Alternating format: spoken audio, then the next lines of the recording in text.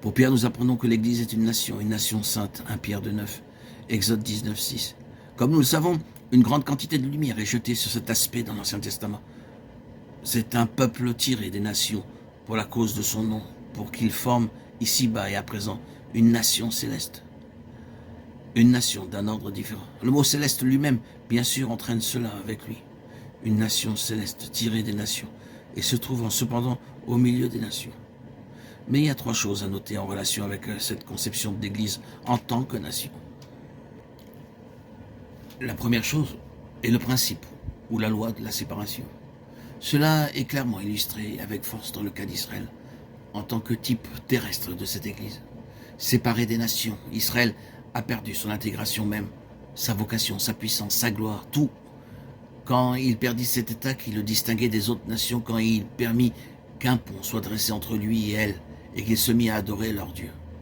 Ce fut à cause de la perte de cet état qui le distinguait en tant que nation, qu'Israël alla en captivité. L'Ancien Testament est une leçon d'objet très puissante des principes spirituels.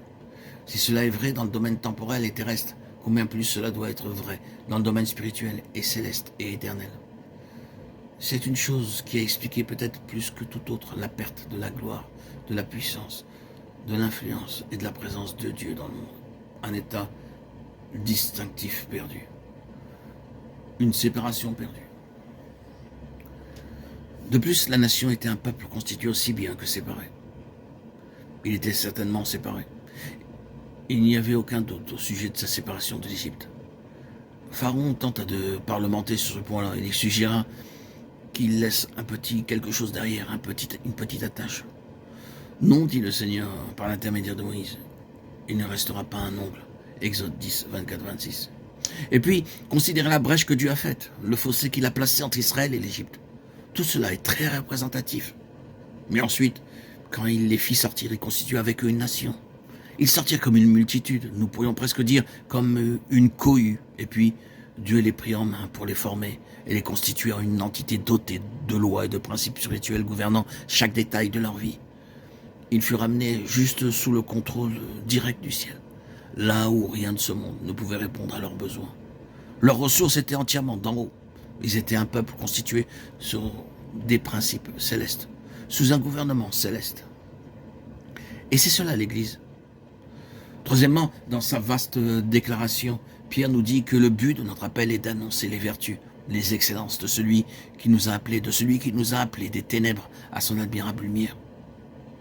La vocation de la nation est d'exposer ses excellences. En d'autres termes, de montrer combien Dieu excelle, combien il est transcendant. C'est là l'appel d'Israël. Et si cela fut vrai de façon limitée et terrestre, combien plus cela est vrai de façon céleste et universelle de l'Église. Exposer ses excellences, combien il excelle, c'est là ce qu'il cherche à faire constamment. Comme nous l'avons souvent dit, il permet à l'ennemi de parcourir une longue distance, de disposer d'une longue et d'une laisse qui lui offre beaucoup de ressources. Et puis, il montre simplement combien il peut aller bien au-delà. Il permet à l'ennemi d'agir beaucoup, et puis il montre comment il peut se saisir de tout cela pour le tourner à sa propre gloire. Ces excellences manifestées dans l'Église et par ses moyens, voilà quelle chose à souligner. Considérez le livre des Actes de ce seul point de vue et constatez l'accomplissement de ce que Paul a dit bien des années plus tard. Je veux que vous sachiez, frères, que ce qui m'est arrivé a plutôt contribué au progrès de l'Évangile, Philippiens 1,12. Pensez simplement aux choses qui lui sont arrivées. Tout cela contribuant au progrès de l'Évangile. Voilà une voie par laquelle ces excellences sont exposées. Si des anges considèrent cela, je suis sûr qu'ils couvrent leur face et leurs pieds dans l'adoration, tandis qu'ils constatent la grâce de Dieu dans plus d'un serviteur et enfant de Dieu dans la souffrance.